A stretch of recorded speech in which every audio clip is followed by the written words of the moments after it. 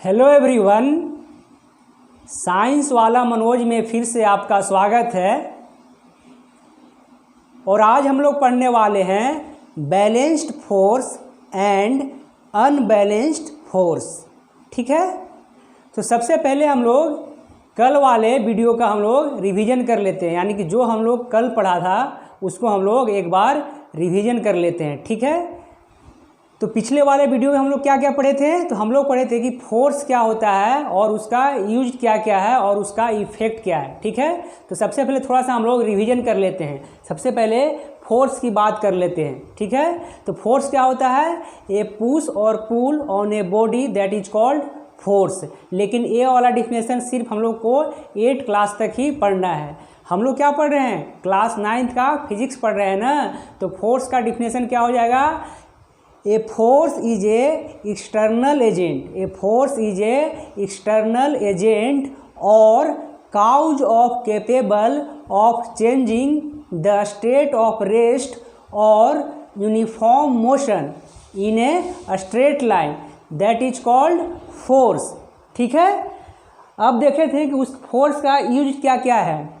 तो देखिए फोर्स का यूज क्या है? तो प्रेसिंग के लिए, पुशिंग के लिए, पुलिंग के लिए, स्ट्रेचिंग के लिए, लिफ्टिंग के लिए और ट्विस्टिंग के लिए। ठीक है, फिर हम लोग क्या देखे थे कि उसका इफेक्ट क्या है। तो इफेक्ट में हम लोग क्या क्या पढ़े थे कि फोर्स क्या कर सकता है कि एक स्टेशनरी ऑब्जेक्ट को क्या करवा सकता है? मोशन में ला सकता है। सेकेंड इफेक्ट क्या पढ़े थे कि कोई अगर बॉडी क्या है मोशन में है तो उसको किस में लाएगा? फोर्स लगा के, तो रेस्ट में ले आएगा। थर्ड क्या पढ़े थे कि कोई अगर बॉडी मोशन में है तो फोर्स लगा के उसका स्पीड हम लोग चेंज कर सकते थे। ठीक है ना।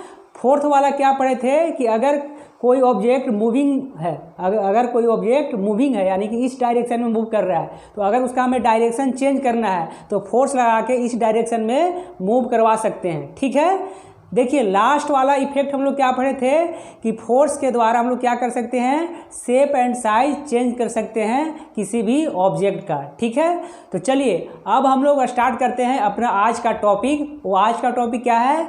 बैलेंस्ड फोर्स और अनबैलेंस्ड फोर्स। ठीक है, तो सबसे पहले हम लोग बात करते हैं कि बैलेंस्ड फोर्स क्या होता है। ठीक है ना, बहुत ध्यान से सुनिएगा। ठीक है ना, बैलेंस्ड फोर्स क्या होता है? तो अगर हम बात करें, if the resultant of all the forces, if the resultant of all the forces acting on a body is zero, the forces are called balanced force. यानी कि किसी भी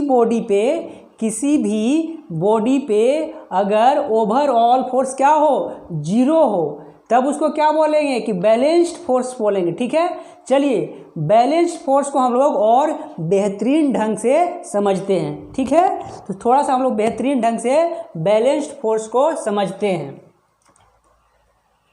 देखिए अभी हम लोग बात कर रहे हैं फ्रॉम फिगर 1 से। किससे बात कर रहे हैं? फ्रॉम फिगर 1 से, यानी कि जो हमारा हैवी बॉक्स वाला है उससे बात कर रहे हैं। तो हम लोग यहाँ पे लिख सकते हैं कि फ्रॉम फिगर 1, फ्रॉम फिगर 1। ध्यान से देख लीजिएगा फिगर 1 कौन है? तो ये वाला फिगर 1 है। ठीक है ना। तो देखिए बैलेंस्ड फोर्स का मतलब होता है कि resultant force zero in vertical direction और हॉरिजेंटल डायरेक्शन, यानी कि वर्टिकल डायरेक्शन और हॉरिजेंटल डायरेक्शन में दोनों ही फोर्स क्या होना चाहिए? जीरो होना चाहिए। ठीक है ना। तो यहाँ पे लिख सकते हैं कि पहला कंडीशन क्या होना चाहिए हमारा? तो यहाँ पे होना चाहिए पहला कंडीशन कि जो हमारा all the forces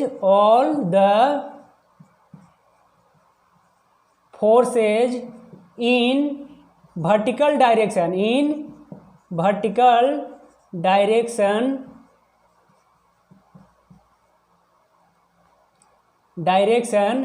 will be zero. इसका मतलब क्या हुआ कि फोर्स ऑफ रिएक्शन, इस फिगर के अनुसार हम लोग बात कर रहे हैं, force of reaction plus force of gravity zero होगा। That means force of reaction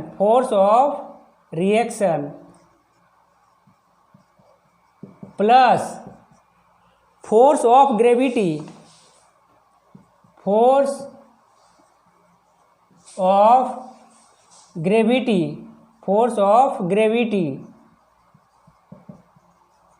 equal to क्या होना चाहिए? 0 होना चाहिए। ठीक है, क्या होना चाहिए? इक्वल टू 0 होना चाहिए। अगर हम बात करें सेकंड कंडीशन, ये वाला फर्स्ट कंडीशन था, अब हम लोग सेकंड कंडीशन बात कर रहे हैं। ठीक है, यहाँ तक लिखिए इसको। तो अगर हम सेकंड कंडीशन की बात करें, अगर हम सेकंड कंडीशन की बात करें तो सेकंड कंडीशन क्या होना चाहिए बैलेंस फोर्स के लिए? तो सेकंड कंडीशन होना चाहिए all the forces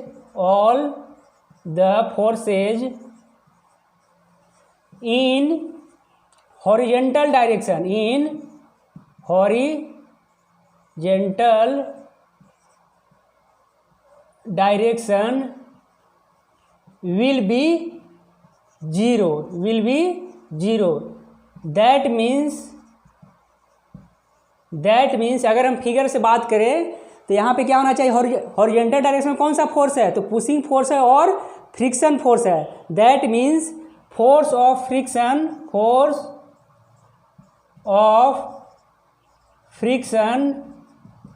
plus force of pushing force, यानी कि pushing force plus pushing force equal to क्या होना चाहिए? 0 होना चाहिए। ठीक है, यानी कि जब हमारा कंडीशन फर्स्ट और सेकेंड दोनों ही सेटिस्फाई है तब क्या बोलेंगे? तो तब हम लोग बोलेंगे बैलेंस्ड फोर्स बोलेंगे। तब हम लोग क्या बोलेंगे? तब हम लोग बोलेंगे बैलेंस्ड फोर्स बोलेंगे। ठीक है ना? तो बैलेंस्ड फोर्स होने के लिए 2 कंडीशन चाहिए, कंडीशन फर्स्ट और कंडीशन सेकेंड। ठीक है, चलिए यहाँ तक लिखिए और फिर हम लोग बात करते हैं कि अनबैलेंस्ड फोर्स क्या होता है। ठीक है ना? चलिए यहाँ तक लिख लीजिए और फिर हम लोग बात करते हैं कि अनबैलेंस्ड फोर्स क्या होता है। चलिए अब हम लोग बात कर रहे हैं अनबैलेंस्ड फोर्स की, कि अनबैलेंस्ड फोर्स क्या होता है। ठीक है, तो देखिए अगर हम बात करें कि if the resultant of all the forces acting on a body is not zero, the forces are called unbalanced force. तो अनबैलेंस्ड फोर्स क्या हो जाएगा? If the resultant of all the forces acting on a body is not zero, the forces are called unbalanced force. ठीक है ना? तो unbalanced force किसको बोलेंगे हमें पता चल गया। देखिए अब आप इसको देखिएगा। ठीक है ना? अब आप सेकेंड वाले फिगर को देखिएगा। सेकेंड वाले फिगर कौन सा है? तो सेकेंड वाले फिगर हमारा यहाँ पे है। ठीक है ना? ये वाला हमारा सेकेंड वाला फिगर है, यानी कि ये टॉय बस। ठीक है, इसको देखिएगा। देखिए अनबैलेंस्ड फोर्स को समझने के लिए क्या होना चाहिए, तो हम लोग समझते हैं कि क्या क्या कंडीशन होना चाहिए। ठीक है, तो देखिए ऐसा हम लोग मान लेते हैं, क्या कर रहे हैं ध्यान सुनिएगा, ऐसा हम लोग मानते हैं कि जो हमारा बॉडी है, यानी कि जो हमारा टॉय बस है, किधर मूव कर रहा है? तो हॉरिजॉन्टल डायरेक्शन में मूव कर रहा है, यानी कि हॉरिजॉन्टल डायरेक्शन में मूव कर रहा है, या तो इधर मूव कर रहा है या तो इस तरफ मूव कर रहा है। तो क्या हो जाएगा? हॉरिजॉन्टल डायरेक्शन में मूव करेगा ना, और इस डायरेक्शन में क्या है? मूव नहीं कर रहा है, यानी कि जीरो है। ठीक है ना? तो अगर इस डायरेक्शन में मूव कर रहा है या फिर इस डायरेक्शन में मूव कर रहा है, तो इसका मतलब क्या हुआ कि हमेशा हॉरिजॉन्टल फोर्स जीरो नहीं होगा। ठीक है ना? क्या होगा? हॉरिजॉन्टल फोर्स जीरो नहीं होगा, वर्टिकल फोर्स क्या होगा? जीरो होगा। तो सपोज मान लेते हैं कि फ्रॉम फिगर टू, ठीक है ना, ए टॉय बस is moving in horizontal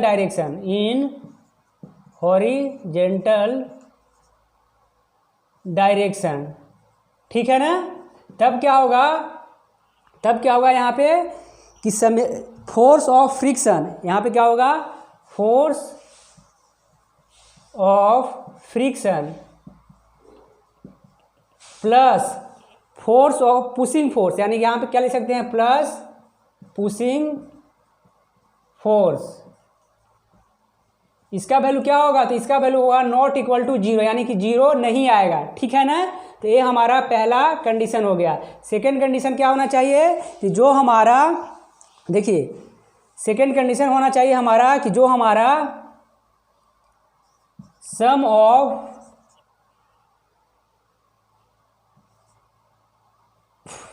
of force of reaction plus force of gravity क्या होना चाहिए, इसके ये सम हमारा जीरो होना चाहिए, ठीक है ना। तो यहाँ तक लिख लीजिए, ठीक है, फिर हम लोग बात करते हैं। तो चलिए कैमरे में आ रहा है, ठीक है ना।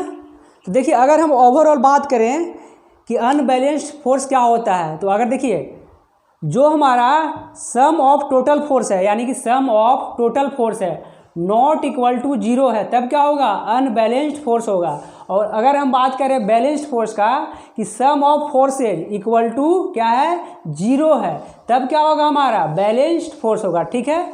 चलिए कुछ हम लोग एग्जाम्पल देखते हैं और फिर हम लोग समझते हैं, ठीक है ना। तो चलिए कुछ हम लोग एग्जाम्पल देखते हैं बैलेंस्ड फोर्स का और अनबैलेंस्ड फोर्स का, ठीक है। चलिए इसको हटाते हैं, चलिए इसको हटा लेते हैं हम लोग, ठीक है।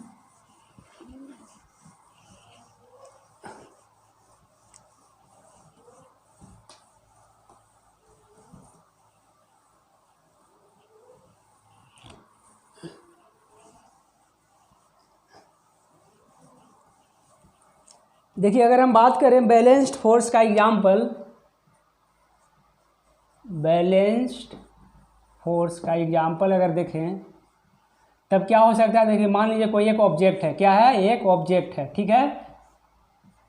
इस डायरेक्शन में भी 5 न्यूटन का फोर्स लग रहा है और इस डायरेक्शन में क्या लग रहा है, 10 न्यूटन का फोर्स लग रहा है, ठीक है।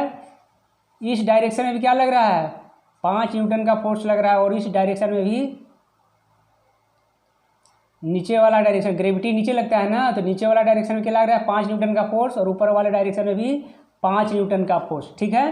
तो हम लोग चेक करते हैं कि बैलेंस फोर्स है कि नहीं, ठीक है ना।